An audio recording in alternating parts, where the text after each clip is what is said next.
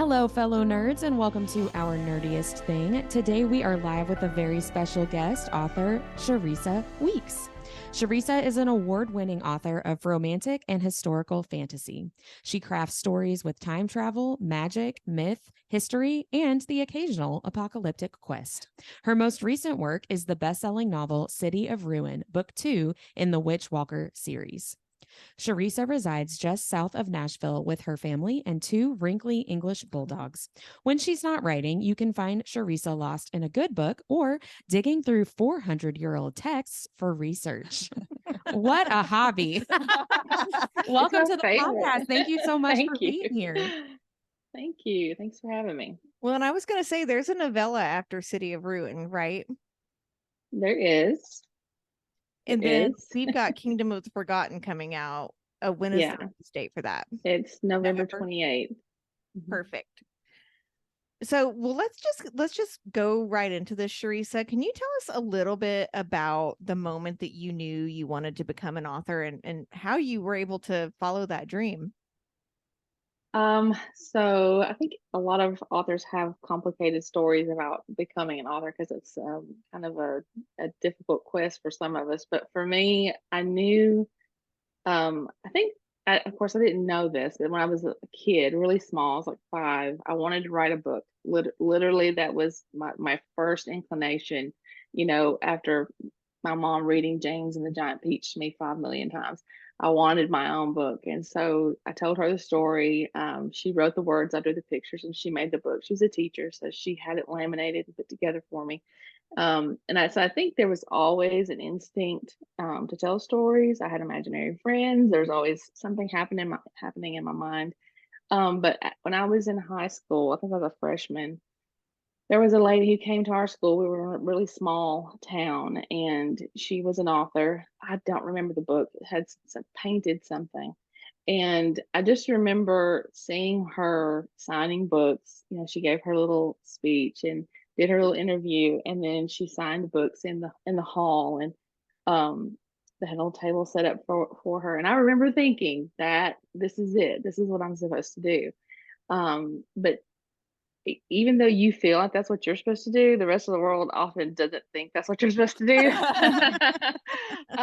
And back then, because this is a pretty long time ago, the internet wasn't a thing. Learning to write a book, unless you had a teacher or someone who could really teach you, or you had access to, I guess books that existed at that time to teach you how to do it. Like there just wasn't.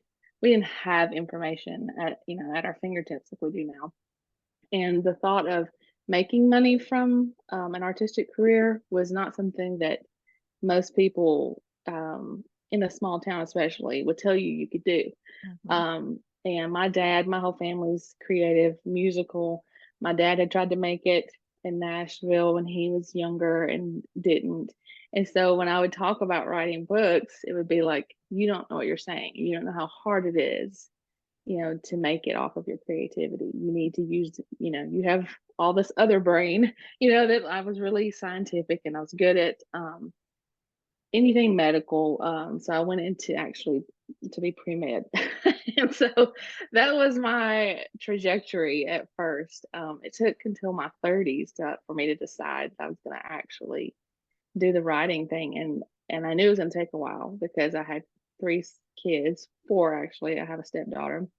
And so, we have 4 daughters, and they're like fairly close in age. They were like 6.5 and under. Oh my God. And so I was pretty busy. And then my parents too, I was their caregiver as they aged and they got ill, both of them. So I knew it was going to take time. So, it took a solid 10 years, a little over 10 years for me to really get to where I could do it. And now here I am, finally doing it. Yeah. Do you have any advice for other indie authors that are trying to get published? It depends on how they're trying to get published. If they're trying to traditionally publish, I have a whole spiel about that. If they're trying to self-publish, or either way, I would say first and foremost, learn. learn all you can about this industry because it is a business. And there are people on the other side of the business that you're going to have to deal with who may not have your best interest at heart. And it is cutthroat sometimes. Like, you really have to be on your game, and you need to just understand how the business works, not just the writing of the books, because that's the fun part. That's the part, we get to use our creativity. The part that sucks, part most of us don't enjoy, is the actual business side of it, where we have to sit down and view it as the actual business, small business that it is. So who was in your corner at the time when you were first trying to get published that helped you navigate through all of that? So when I first started coming into all this was like 2009, and I knew I needed to learn. I just knew I had to learn. I actually joined a local writing group. It was, at the time, Romance Writers of America was, I guess they still are. I really don't know. I'm not a part of that anymore. But at the time, it was pretty big. And we had a local group here, and it was Music City Romance Writers. And I joined that and just started listening to everything, going to all of the different meetings. At a meeting every month. They would have special meetings with like special authors who would come in, lots of informative stuff. I started going to conferences, writer conferences, and reader conferences that had writer panels, because there used to be a lot more of that. Like, when you would go to a conference, there would be like a whole like 3 days for for authors to go to panels. And so I did all of that, and I just absorbed. I had a lot of people who kind of helped me along the way. I couldn't even begin to make a list. Like, there's so many that, because back at that time, blogs were a big thing. We blogged, and so you could communicate with people, and we did a lot of that. There was a lot of back and forth and helping each other and reading pages, and everybody was so nice. And so there was a lot of that happened. And then over the last few years, I've really just used knowledge that I had, and then tried to be careful. But even with as much information as I have, it's still easy. It's still easy to make a bad choice. It's still easy to trust your instinct or your gut, or to think, that a decision is the right decision. Right. And then it can always go backwards. So don't and beat yourself up if that happens. Right. Writing is such an emotional journey. So I would imagine it's hard when you sit down and do the business part that you're not still trying to use that emotional side of you, right? And assume that there's good in the world and everyone's going to be rooting for you. And that's really tough for creative people. Yeah, that's definitely the switch that has to flip, is that you have to, thankfully I had some experience in business and marketing. So like I was able to navigate that part. That part wasn't as hard for me. It was just not, it's not something that I love. I don't like sitting down and like having, especially like the tax part or any of that. Like, I hate having to do that. It's so freaking time consuming. But you have to do those things, and like, you have to do all of that. You have to you have to watch everything. And it's just a lot. It is, you literally have a business. Like, if you had a storefront, that's what it's like. You just are doing it from home. So did you end up going pre-med? I did for a little while, and then I ended up pregnant with my first child. And so my whole, everything about that I had planned really changed, because I thought, there's no way I can do this kid. Right. I knew myself well enough to know that I would not be able to make it. And so I tried everything. And when I say I tried everything, I tell you, I went to college for 10 years. I loved learning. I went into nursing. Well, yeah, one of your hobbies is 200-year-old or 400-year-old text from research. So. It's if I'm like a perpetual like learner, like you could just leave me in a library, I would be fine. And so college was hard because I just kept wanting to go back. It was like I couldn't get really seated in anything. But I loved learning. So, I did nursing, I did teaching, I did psychology, I did biology. Like, I have so many credits I never got a degree because I didn't have enough credits, like, to fulfill like what they wanted. Right. But I had like more than enough for a whole degree. They need a Um, general knowledge, I like to learn degree, yeah, right? Like, I really like biology, but I don't want to be a yeah, biologist. I really like yeah, sociology, but I don't want to go into that field. Yeah. I would have majored in that non-degree in a heartbeat. Yeah. yeah. Right. I Like, just I'll be went ready into for Jeopardy. yeah. Yeah, I took everything, and I did, at one point I did respiratory therapy, and I had to do clinicals at Vanderbilt, and I was really struggling at that point because I was really trying to do the whole medical thing because, again, I knew that inherently, I mean, my oldest daughter gets that from me. I knew that that was something I'm a good caregiver, and I knew that I would be good at that. And I thought I could handle it. And I did clinicals at Vandy for like the children's the pediatric intensive care. And I came home and sobbed. I mean, I was not seeing my daughter. I was, because I lived, 2 hours away. And so Right. the drive was a lot. It was awful. And she's actually a pediatric intensive care unit nurse Is now. she really? That is so Wow. funny. And I'm like, I don't know how. Her first couple of weeks were really tough, and like she would call me and she was like, "Mom, I don't know if I can do this." And I'm like, "I don't know what to tell you. I don't know if you can either." You're Like like, you're I looking for the couldn't do wrong it. person here. Like I was not able to do it. But she has saved so many lives and done so many awesome things, and so she's certainly found her calling. Um, but it wasn't mine. And I think that I still think I could have been good at it if I could have got past that and not really I couldn't get past that emotional barrier. But in the long run, I think I was just meant to do this I and was just gonna say, I'm really avoiding glad it. you Yeah. didn't, because I Yeah. really, really love your books. And I can tell you your love of learning and researching lore and, old text really shows in the Witchwalker series. I had Oh, tagged you at good. the beginning of the year. I had read The Witch Collector. I found it on KU and it was blowing up on Book Talk, and read it in like 2 days. And it was my first 5-star read of the year. And I was like, Oh, everybody needs to read this book. It's so oh. good. And so, can you tell our listeners that maybe haven't read this series yet a little bit about the series, and then also about the upcoming book, Kingdom of the Forgotten? hmm So the Wishwalker series is a story that follows several characters. The main characters are Raina Bloodgood and Alexis DeVoe.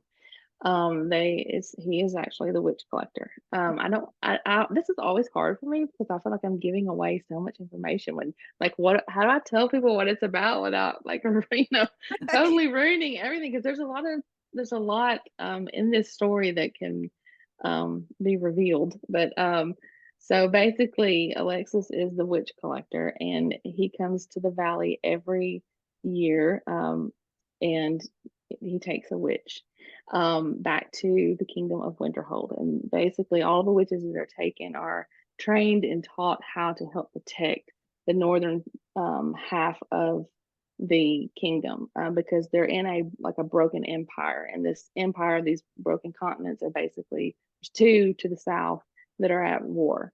They're always at war. And so the north is sort of like the Switzerland, like trying to like stay out of it. They're very neutral, but they still understand that they have something within to protect, and they're trying to protect that. They have a whole Northland Watch, that actually protects the coast. And so anyway, Alexis comes to her valley every year. And 8 years ago, he took her sister, and Raina has been pissed off ever since. She literally hates the situation that she's in, and that she doesn't have any real control of her life. That she's there, she lives there. They're just all kind of duty bound. Well, and she really And tries to stifle herself too, to kind of stay off the collector's radar, which is well, interesting. yeah, her well, I don't see, I almost revealed something. So her magic is kind of hidden, Right. and there are certain things that are happening. But basically, Raina is as a young woman. She's 24. She's a young woman who thinks she's ready, thinks she knows everything about her world, and she thinks she's ready to go and like leave and go out and do her own, like get away from this and kind of break out of that bubble. Mhm. But she ends up finding out that nothing that she has been taught is as it seems, because history is often um, sort of twisted to fit a certain narrative. And so she ends up learning that history isn't always what you are taught, and the real history is not what you're always taught, or like what you read in a history book. And so she learns that firsthand. She ends up having to work with the witch collector. And book one sort of is just an introduction. It puts them together to where you learn, or they have to learn one another, and have to depend on each other. And then with book two, Raina's world really explodes because she finally does get to leave the valley. She does get to leave the Northland break, and she gets to see the rest of her world. And it is nothing like what she was expecting. Right. So, and Raina does not speak. She's nonverbal. She uses sign language. In the valley, in the north, the witches use they create magic by song. So magic in this world can be manipulated in various ways, and the witch walkers are sort of I guess I would say, like the more reverent, calm kind of people. And seeing is their magic is very beautiful. And even Alexis, the witch collector, he tells Raina about how beautiful her magic is. She translates the old words that are used, the old language, into sign so that she can create magic. And so it's just a very beautiful way of doing it. Whereas in the Summerlands, which is one of the countries that's at war, like they have magi, and they have a whole different way of manipulating magic. And so does the East. They have more like the dark arts, rituals, that kinds of things. This is how they actually control the magic that's in the world. So they're all a little bit different, and the series just kind of follows Raina and Alexis as they are trying to prevent a war. And I was going to ask, without that. getting too spoilerly, are you allowed to give us any tidbits of what's coming up in Kingdom of the Forgotten? So, Kingdom, and I'll say this if to whoever's listening, that book three is a novella, but it's very important to the story. If you skip it, you're gonna miss a lot of detail. It really is book three. It's just 100 pages shorter than book one, which was not book one is not very long. It's 350 pages or whatever. So I can't believe you got that much into 350 pages and did it well. I would have told you it was a 700-page book, but not in a bad way. I think one day I will. Well, I think once the rights revert to me, I think I will probably add some points of view so that we can see different things that are going on at that same time, and kind of just flesh that book out a little bit more. I wish I had done that, but there was a fear of kind of going over 400 pages. It was just like with the debut book, like that was just a no. So I was trying to keep that under, and I really wish I would have added some of the things in that I had written. But anyway, that's later. I'll do that later. But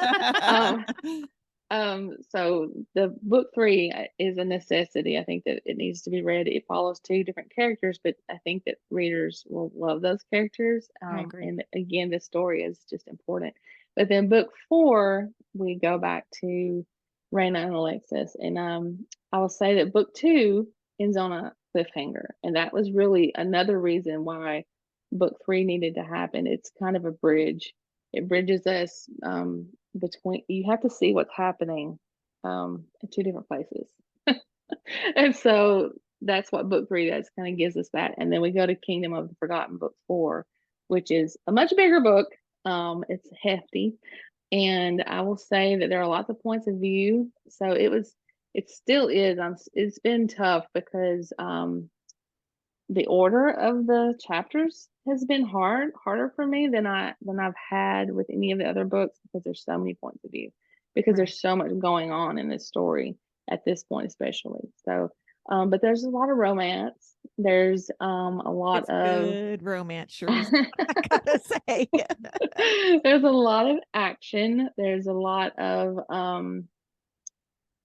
the world building just kind of explodes, because there's just more they're spending much more time. We're spending much more time in a completely different world from anything that we've seen before. Like in the Summerlands, when they get to the Summerlands and City of Ruin, I don't think that's a spoiler because we know they're going there. They're not there for a very long period of time. Whereas in book 4, the setting for book 4 is really deepened because of the length of time that is shown there. So on the page.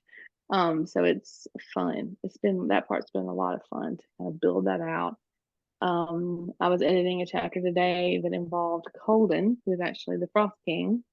And I love him, and it was great fun. He is so much fun.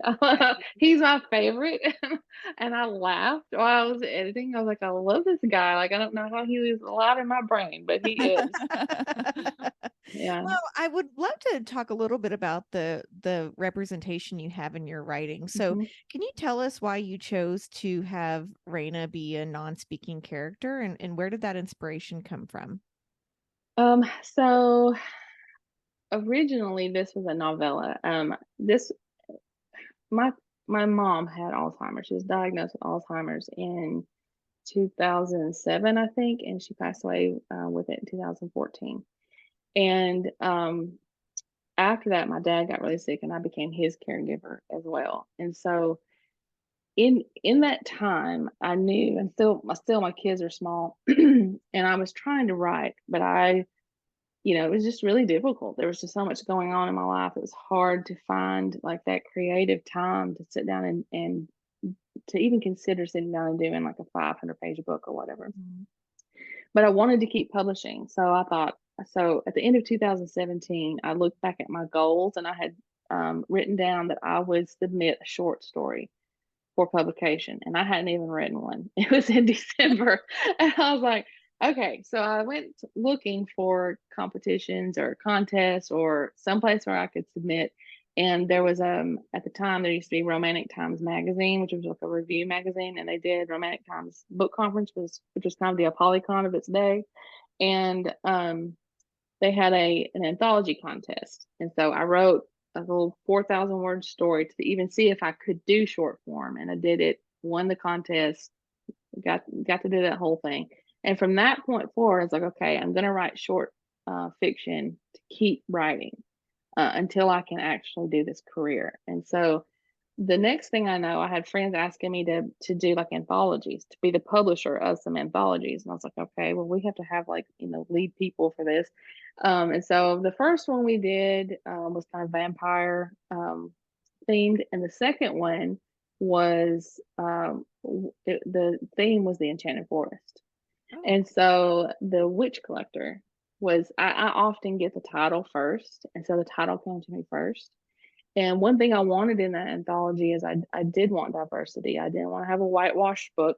I didn't want to have, no representation. I didn't want that. I was like, if I'm going to be the person that publishes it, like it's not going to be that way.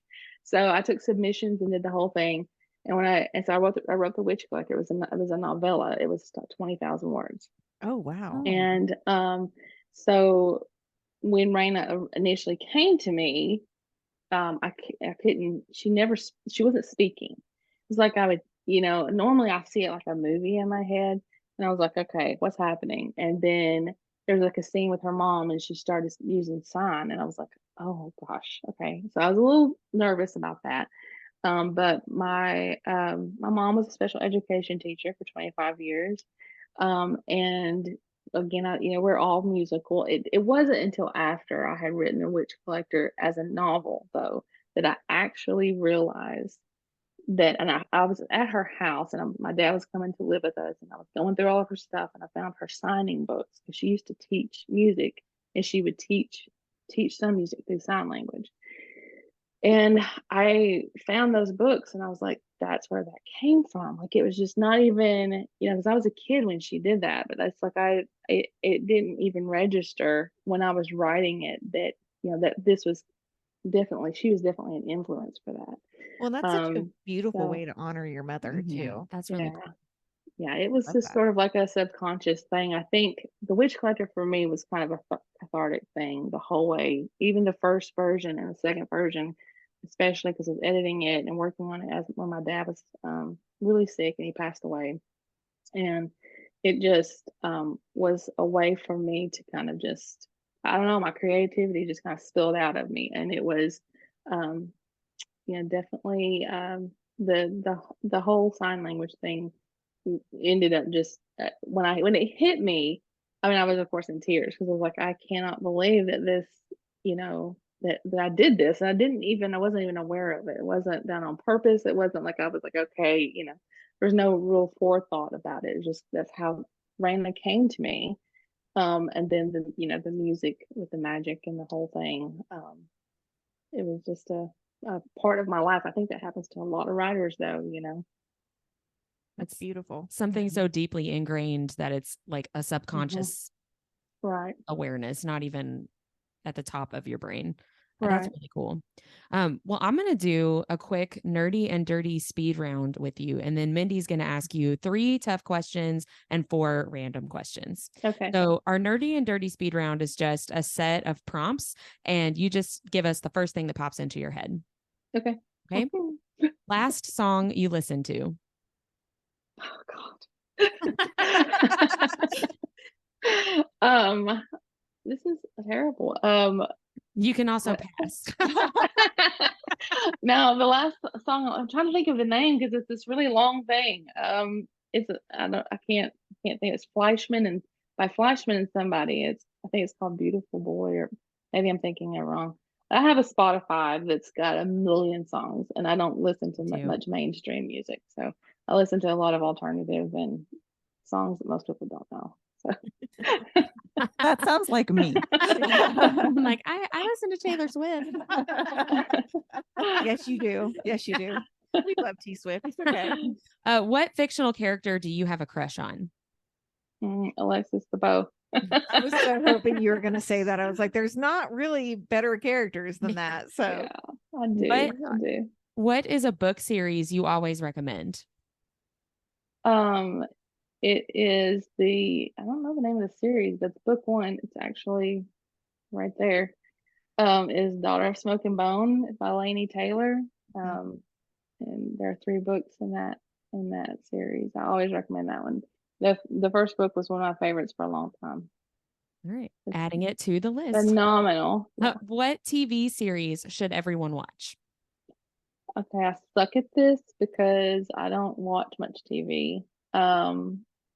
You said Ted Lasso earlier. I did. You ball all That's true, weekend. yeah. That was great. So that, or like Schitt's Creek. I love Schitt's Creek. Those are both excellent. Yeah. Excellent options. A book character that you would get nerdy and dirty with. Alexis the Bow. Absolutely. What is a food that you refuse to eat? Cucumbers. Well, that's a new one. That's interesting. I don't like pickles or cucumbers. No, thank you. I was just about to say pickles also then, I guess. Yes. It ruins everything if it touches it. My son will drink like the pickle juice. Oh, it's so nasty. no, that's so good. I like pickles, but not that much. Yeah, me too. What is a paranormal power that you would like to have? Teleportation. See, I would still be late. Then I wouldn't have an excuse for being late. I would say, when I think of that, I think I would go back in time, or I would go see all kinds of things. Do you want like the TARDIS is what you really need? Yeah. Travel through time and space. Right. Yeah. Or space and time. What is your favorite weekend activity? When I'm not writing, my favorite weekend activity is reading. Same. Yeah. Smut or plot? I'm sorry. Smut or plot? Okay, I don't think we have to choose. Good answer. I think you can have both, but if I had to choose, I would have to choose plot. Yeah. Favorite childhood book? James and the Giant Peach. Yeah, that's a good one. What are you currently reading, or what's the last book you read that you loved? The last book I read that I loved was A River of Golden Bones by A.K. Mulford. it's coming. I can't remember when it's coming out. But I read that. Also read Divine. Is it Divine Rivals? This was called. I really liked that book too. I accidentally got 2 copies of that and still haven't read it, but it's like it's So way up good. here on my list. It's just, getting to it. It very much fits. I also write historical fantasy, so it very much fits that side of me that I like. The kind of books I like for that. So it was perfect for me for that. Yeah. And last in the speed round, what is a guilty pleasure that you rarely share with others? Like, I don't know if I understand the question. Like that you don't normally tell people. Oh, okay. But now you're telling a lot of people. Yeah. The guilty pleasure. Y'all can't say that on here.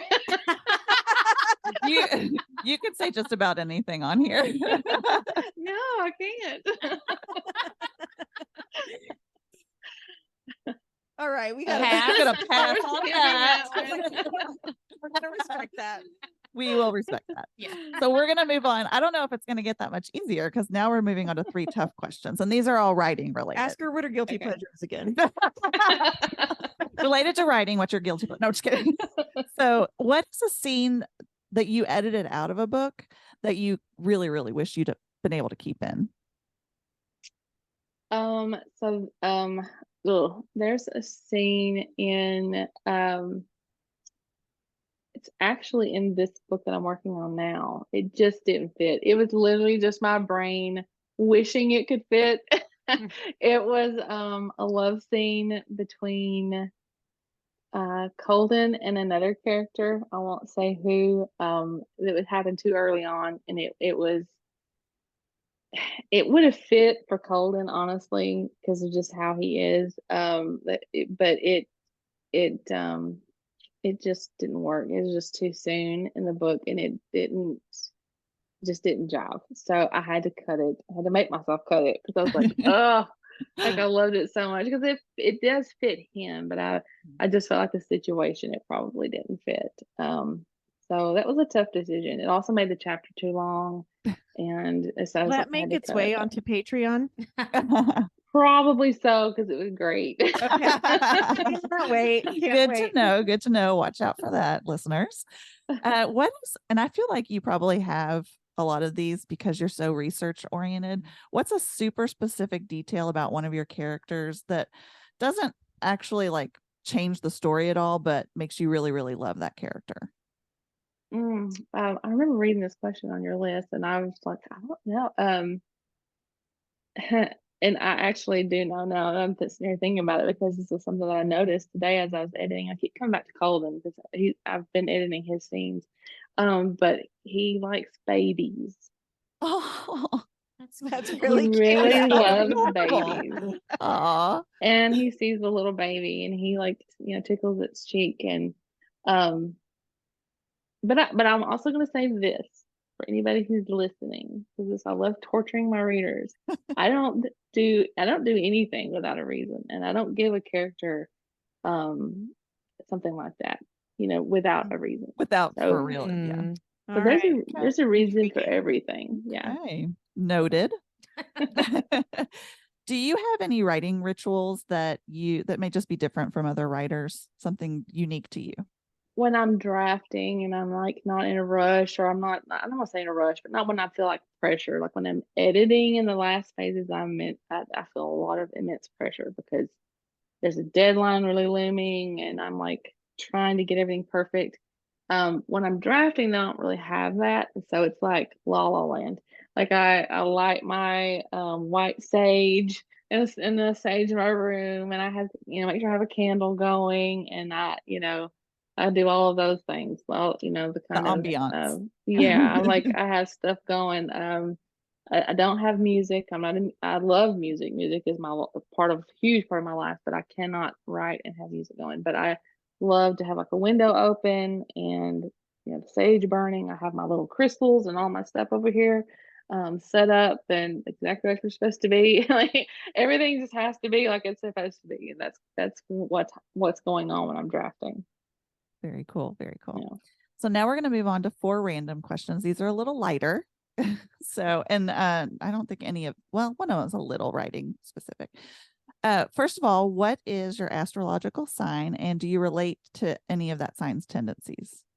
I'm an Aquarius. Me And too. I absolutely do. I guarantee Um, you we have the same music taste. I was gonna say you two remind me so much of each other. That's how you would have to write too. You'd be like, I need to burn this. I totally would.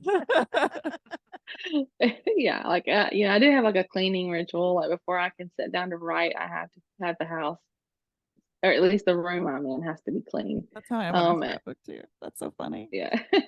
And I have to like light my candles, and it's just like I do have that ritual that has to happen.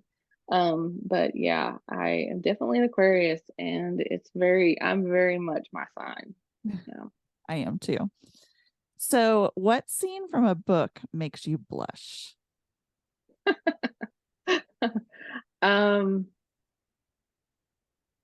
There's not a whole lot that I've read that makes me blush.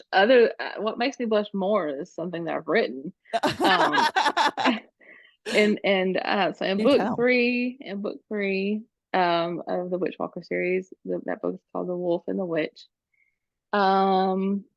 There's a scene, chapter 30, that is I can't say it without ruining it, but it is a lot. It's the spiciest thing I've ever written, and it was I have one lady who did this TikTok, and she was like, "This is the smuttiest thing I've ever read," and she's like, "This is the dirtiest," and I'm like, oh my gosh. I'm like, I feel like it's pretty up there, but I don't think it's the worst. I was gonna say, I don't know if my smut read is like off the chart, because it was a great scene, but it was great. Like, you know what I mean? But I'm like, yeah, it was good. It wasn't like, yeah. Right. It wasn't disgusting or anything like that. No, yeah. Like I have read things that were worse that, where this, I feel like it's my kind of love thing, where it is a little bit graphic, but there's always going to be like a romantic element and plot. There's always going to be a plot. I think what makes it so good is the character development behind the romance, right? Like it's not just a hookup, and you know what I mean? Right. There's a lot of emotion behind it, and I think that's what makes it feel so sexy, to be honest. Yeah. Yeah. And I try to hide. Yeah, for sure. Right. I like and that. I try to hide plot in my love scenes, but that scene still makes me blush, because I when I think about my extended family reading it, I was just mortified. About to say that. Yeah, mortified. I'm like, please don't. Just do your kids read your please book? Don't. My oldest daughter read book 1. She doesn't think she's going to survive book 2, so she's just like, I don't know that I can do that. And so yeah, they're just not. They're like, yeah, their friends read it and torture them. No, that's what's fun. Even better. And again, I don't know what's wrong. I don't feel like book 1 is very smut heavy. There's a couple of things in there, but yeah, I mean, so if she can't handle that, she probably stop. She's not gonna make it. So so she says she hears my voice. She says she hears me reading it. So it is not cool. Yeah, that would be kind of weird. I can get that. Yeah, I can see that. Yeah, I get that. So have you ever seen a ghost or had any paranormal experiences? Oh, absolutely. This is crazy, because I would have not been the kind of person who believed in ghosts, honestly. Probably 10 years ago, I would have been like, but we have a ghost. I am 1000% sure we have a ghost in this house. We've had like incidences of our lights coming on when the switch is not even flipped. We were like laying in bed and the light would come on. We had a really major incident with there's always a lot of stuff with lights that obviously likes lights. But we also had one night we laid down to go to sleep, my husband and I, and when we turned over and we're back to back, there was a hiss in between us. I mean, oh my god, that would my hair just goosebumps. Yes, it was like literally like having a person laying between us that hissed really loud. You both heard it? No. We both heard it. We both flipped over at the same time, and he was like, what was that? And I was like, it was you. He's like, it wasn't me. It was you. I was like, what did you hear? And he's like, I heard a hiss. And I was like, I heard a hiss. And then we both just kind of froze, and we were freaked out. Like, Get we the were sage so, back out. we were so freaked out. We didn't want to move. We were like little kids under the cover, you know, like, oh my God, oh my God, I oh my would God. burn the house down. Your ghost doesn't want you and your husband sleeping back to back. Well, that's kind of And then, sweet. and then my husband, I'm not texting my kids. I'm like, is one of you in here? Like, I was just like, are y'all messing with us? Like, it was that intense. Like, we would not get out of bed. We were super scared. But like, there was a lot of things. Like, once we had a chandelier in our living room that had a small crystal ball on the very bottom of it. And my dad had gotten up there. Again, this was years ago. My dad got up there to help me clean. He just helped me clean. He helped me clean the light. And he broke that crystal ball off on accident. I put it in our junk drawer, in the kitchen, and left it. And then it came up missing. And we were like, I was gonna get it out, glue it on one day, and I couldn't find it. I was like, it doesn't exist anymore. And so several years later, I was cleaning, and we have dogs, and our dogs were in the kitchen, as dogs do, watching me. They're laying there watching me clean. And all of a sudden, I hear something that sounds like glass hitting glass.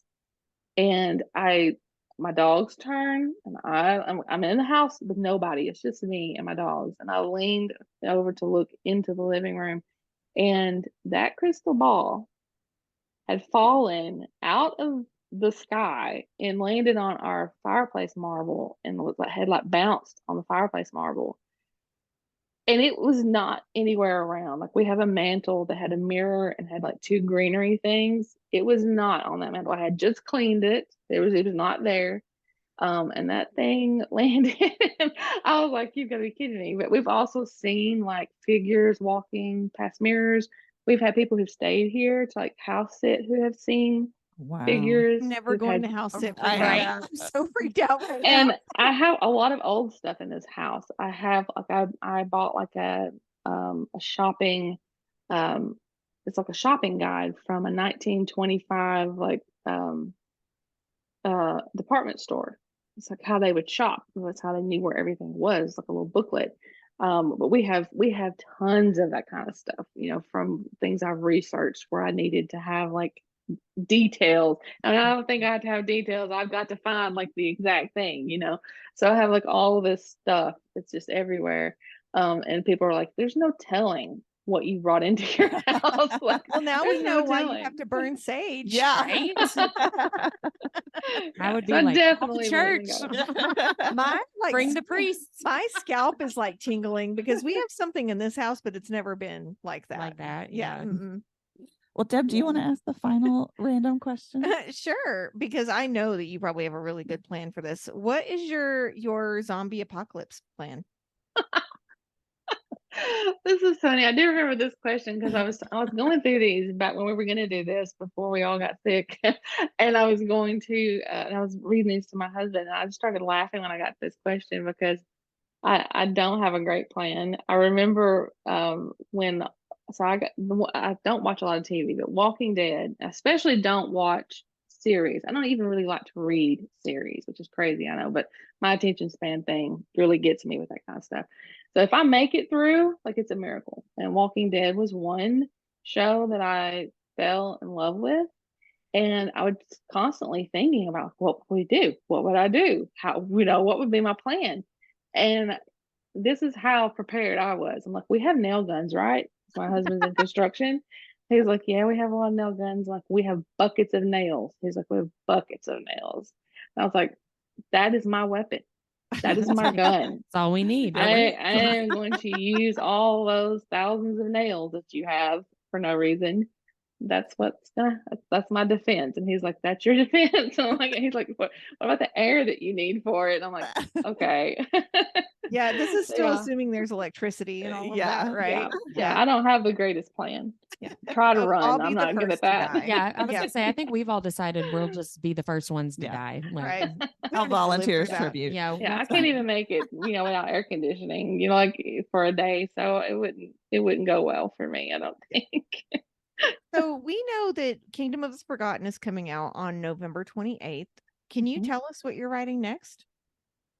So I have a story in mind, and I'm hoping to kind of do this like as a Patreon thing. I'm a little not sure about how that's going to play out because, um, I've had some things kind of like pulled from Patreon, and like people have tried to publish some things from Mm.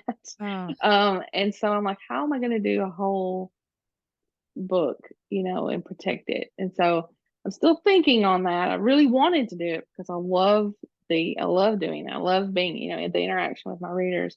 So it's kind of like if you can imagine a post-apocalyptic setting in a fantasy world, then oh, that's where we're at. And it is, as of right now, I say it's angels and demons, but I don't want to say like I'm starting to veer away from any kind of Christian connotation for mm, that. So they'll have totally different names for what they are. But it will be after the end of their world. And yeah, so it will just kind of be this. And of course, there'll be romance, and there'll be, something big happening. I don't have it all planned out. When these things happen, like when I get a story, like I get bits and pieces at first until it right. all kind of starts gelling together. But right now, my brain is so in the Witch Walker series, I haven't had time to just sit down and imagine a whole other world. Right. So Right. Well, that's yeah, exciting. I can't bits wait. and pieces, And bits I and do pieces. have to really ping your Patreon here because I love the structure you have set up. It's really interesting compared to other authors and artists that I follow because I think you have 4 levels, right? Or is it 5? There's a bunch. I don't know anymore. But what's really I cool think. about Charissa's Patreon is that you get incentives after you've been a member at certain tiers after 3 months. So you get like little goodies in the mail. But then also after a certain amount of time, you automatically get the arc when it comes out, which is really That's awesome. awesome. And then the content that you post is just really, really fun. And she always has like extra scenes and character art and all kinds of cool stuff. And so I would highly recommend it to everybody. So, and I was going to say with that also, I have bought your books through your Etsy shop, and Mhm. I know that you sign through there. Is that where you prefer people to buy, or do you like them to buy directly from the publisher, or what's your preference? It's great if they order from Etsy, whatever is the most, I guess, financially feasible for people. I want them to access it however is best for them. Um, for me, financially, the better route is Etsy because, like through Amazon, I'm gonna make like $1.20 or something. Right. Like it's not there's just it's not as profitable. Whereas, um, you know through Etsy, I can actually make something Right. off of a book. I do have to take more time because I have to, sign or personalize it, and then I have to do the packaging, and I have to mail it. There's a lot more work to that. When you do 1,000 books by yourself, like it's a lot. Your packaging is So, really beautiful, though. I have to well, say, thank like you. the little touches make a really big difference. Yeah, I love doing it. I'm like this next. So now I've had this like set up where I'm doing it like 1 month out of every quarter. I will actually have signed books on my Etsy for sale. Because when I was having it constantly, I just couldn't. It was just so much to try to keep everything in stock. Right. And so I'm gonna do the 1 month thing. Just That's one smart. month out of every That's quarter, smart. and we'll get it done and get it out of my hair. And then because it's a lot when you're packaging that many books, because I think I had like 700 orders the last time I did it, and it was most of them were 3 books each, and so it was so much. It was a lot. I had to like make my family come help me. I'm like, I Well, tried to why else hire would we have someone. children if they're not going to help us with our dreams, Yeah, right? yeah. So So, you've got Patreon. You're on Instagram. It's Charissa Weeks author, I believe, isn't it? hmm hmm Where else can people find you online? so I have a reading group on Facebook. It's called the Rebel Readers, and there are some Discord groups. There's one for the Patreon group, and then there's a Discord for the Rebel Readers for people who hate Facebook. But I'm mostly active in that reader group and on Instagram. I will post a TikTok every now and then, but I feel like that's a reader space, so I'm not on there a lot. I don't tweet. I am on Threads, not much. Really, just Instagram is the best place to find me. So the way that we always end our podcast episodes is we talk about our nerdiest thing of the week. So it's something we did or experienced, and it doesn't have to be book related, it could be anything in your life. So as we finish up chatting, we'd love to know what your nerdiest thing of the week is. My nerdiest month. thing of the week. You've been editing, so you may not have something for that. I always have a nerdiest thing, and it's just a habit. My nerdiest thing is that I read dictionaries at night. Is that what you do to wind down? Yeah. I think I need to try that. It's fun. There's also a website called Edim Online. It's an etymology website, and Oh my gosh, I use it writing that down right now. religiously. I use it religiously to find the origin of words, the etymology of a word, like where did it come from? What did it mean 400 years ago? Because it could be very different from what it means now. Right. That leads me down like a rabbit hole. I start doing that, and then I'm like find all these other words, and so that is always my nerdiest thing. I've done that since I was probably like, I think 15 or 16. Like when I was like 15, I bought a book that was like 1,100 words you need not to know, and that was on my nightstand. To this day, I'm like, I used to read medical dictionaries for fun. You really are the same. I mean, seriously, I already pulled up Edim Online on my phone. She does the nerdiest vocabulary every week, and it always has etymology of words. I love that. Oh, I love that. Yeah. I'm the word You'll nerd. love That's that. what I call it. I'm the self-proclaimed word nerd. You'll love that. You'll love that site. I literally live there. It's like literally on my phone right now. I love it so much. Yeah, it makes me happy. Well, thank you so much for being on the podcast today and chatting with us tonight. It has been lovely to get to meet you and talk with you. Thanks for having me. Thank you so much. This has been just delightful for us.